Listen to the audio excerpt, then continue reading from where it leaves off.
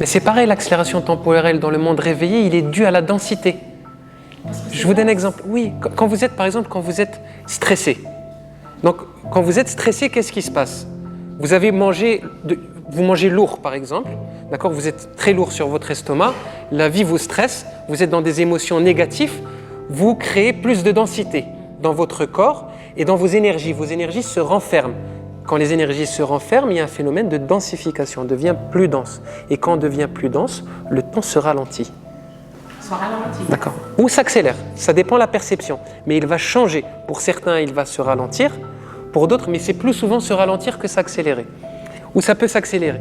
Et quand vous êtes en paix, quand vous êtes dans l'ouverture du cœur, comme vous l'étiez différent de tout à l'heure, de façon différente, le temps va être perçu différemment. Et si on faisait un questionnaire là à tout le monde sur sa perception du temps, on serait très surpris des réponses. On a fait une méditation de 4 minutes, de 5 minutes. Pour certains, c'était 30 minutes. Pour d'autres, c'était 1 heure. Pour d'autres, c'était peut-être 2 minutes. Ça veut juste dire que le temps se courbe selon votre densité. C'est ça la réponse. Il y a un sentiment général de temps qui passe très vite. Oui, bien sûr, le temps. Mais c'est aussi... Mais en fait, c'est ce sentiment-là, comme je vous ai dit, comme on est arrivé au cul du sac, à la période la plus dense de ce cycle-là, donc effectivement, le temps, il y a une perception de temps accélérée pour tout le monde. Parce que la conscience humaine sur Terre se densifie, est plus lourde.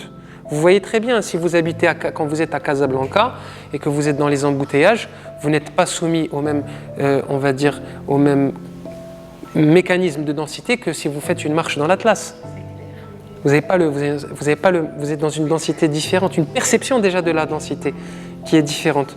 Aujourd'hui, collectivement, de mon opinion et de mon intuition, je ressens, avant de penser, je ressens qu'on est dans la période la plus dense qu'a expérimenté l'humanité dans son histoire. Et peut-être même dans son histoire, pas seulement humaine, mais dans son histoire galactique, parce que l'être humain n'est pas propre à la Terre. Pourquoi est-ce que l'humain serait propre à la Terre? Il y a un univers avec une intelligence partout. L'être humain, c'est une manifestation de l'intelligence divine. Aujourd'hui, on est arrivé à peut-être le moment le plus dense dans l'histoire linéaire telle qu'on l'aperçoit. Dans la linéarité, on est dans ce qui est fait de plus dense et on l'expérimente collectivement. On a créé tout autour de nous pour densifier la matière au maximum. On a consacré toute notre intelligence sur la matière, sur la densité, que ce soit la technologie, la compréhension du monde, l'éloignement du cœur, le type d'alimentation qu'on ingère, les énergies dans lesquelles on vit. On peut même prendre les énergies à haute fréquence comme les bandes télécom, Wi-Fi. Tout est là pour nous densifier, Et on le ressent, on se coupe du ciel, on ne voit même plus les étoiles, on n'est plus en contact avec la nature. Tout ça fait que l'expérience collective humaine va vers une densification. Parce que la densification, c'est le point ultime de la matière, sachant que la matière est l'élément peut-être le plus dense dans l'univers. S'il y a des dimensions plus subtiles, on est dans ce qui se fait de plus dense.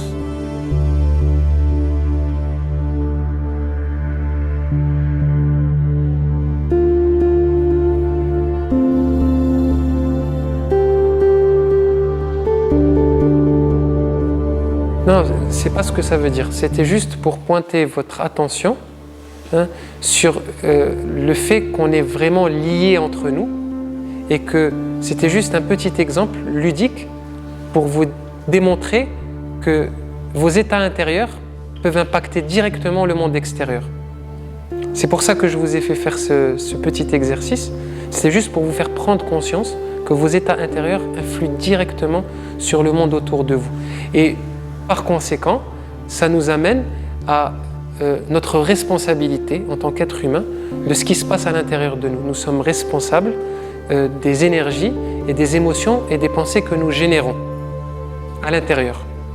Et si on comprend cela, ça va nous amener vers un cheminement de faire attention, très attention à ce qui se passe à l'intérieur de nous, si on ne veut pas impacter négativement l'extérieur. C'est pour ça que je vous ai fait faire ce petit jeu.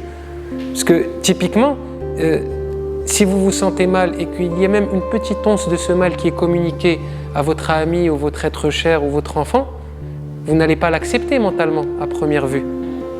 Mais pourtant, vous le faites.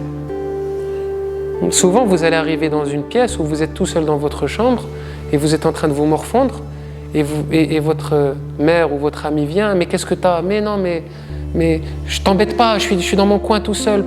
Mais si tu m'embêtes, si je suis ton ami et que je t'aime, je te ressens. Donc si tu transmets dans ce vide quantique, hein, dans ce quantum dont on a parlé, où il n'y a pas de barrière, c'est ça que nous montrent ces expériences, c'est qu'il n'y a pas de barrière en fait, peu importe la distance. C'est instantané, d'ailleurs ça vous arrive, quand quelqu'un est mal et vous le sentez tout de suite, vous êtes à l'autre bout du monde, et il y a quelque chose à l'intérieur qui vous dit « Ah tiens, je vais l'appeler, ça va pas » ou quelqu'un qui vous appelle et vous étiez en train de penser à lui, ça nous arrive tous, c'est-à-dire qu'on est connecté dans le champ. Et donc c'est que nos énergies impactent directement le monde autour de nous. Et c'est ça dont on n'a pas conscience malheureusement aujourd'hui, et c'est ce qui fait qu'on est dans une mer de noir aujourd'hui. En tant qu'humanité, on est dans une impasse parce qu'on n'a pas conscience de ces phénomènes-là. Il faudrait, je pense, qu'une certaine masse critique d'êtres humains arrive à ce genre de conclusion, à ce genre de conscience, pour qu'un shift commence à s'opérer dans la conscience humaine. Parce qu'on est tous responsables. Le petit acte, la moindre pensée que vous avez, la moindre émotion, va avoir un impact jusqu'à l'autre bout de l'univers, j'en suis persuadé. Je le ressens, et pour moi, c'est plus qu'une certitude. Tout est lié, et donc ça nous fait réfléchir.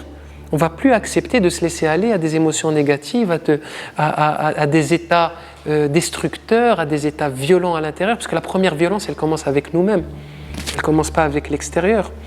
Donc si on est tous liés et qu'on est tous connectés par ce champ quantique, hein, on a une certaine responsabilité dans le champ.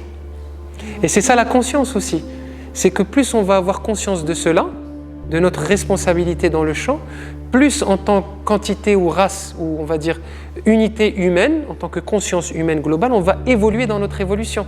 L'humanité aujourd'hui peut-être est à peine à son adolescence. C'est la grande crise. Hein, on a le bouton qui sort, les émotions qu'on ne gère pas. On est au tout début de notre évolution. On n'est pas encore une civilisation ou une humanité arrivée à un certain niveau de sagesse. Non, je pense qu'on est plutôt à l'adolescence. Et l'humanité a besoin de se poser ces questions et amorcer ces prises de conscience de sa responsabilité dans le tout, hein, et de son impact direct sur le reste de l'univers pour avancer. Et moi je suis sûr qu'il y a beaucoup d'intelligence, peu importe comment on les appelle, dans les différentes dimensions et l'univers qui nous entoure, qui captent nos énergies. Et je pense qu'aujourd'hui aussi, ce qu'on est en train de faire ici impacte beaucoup de choses à l'extérieur de la Terre. Il y a un impact direct. Alors, il y en a beaucoup qui en parlent dans certaines littératures et certains écrits sur des êtres plus intelligents, d'autres dimensions. On a un impact direct sur eux. Et c'est pour ça qu'on attire aussi autant d'attention aujourd'hui. Il y a comme j'ai l'impression qu'il y a un projecteur sur Planet Earth en ce moment, parce que ce qui est en train de se passer est très critique. En tant qu'intelligence collective, en tant qu'humanité, on est en train de jouer avec le feu. Comme la bombe nucléaire, par exemple. La bombe nucléaire, la réaction nucléaire, crée un désordre dans tout le cosmos. On ne mesure pas la gravité de nos actes aujourd'hui, de ce qu'on est en train de créer. On joue aux apprentis sorciers et on n'a aucune idée des conséquences de nos actes. Et il est vraiment temps de se reprendre. Je parle en tant que citoyen planétaire, parce que je considère que, comme chacun de vous, je me considère citoyen planétaire, et je peux parler au nom de cette humanité-là comme un simple citoyen.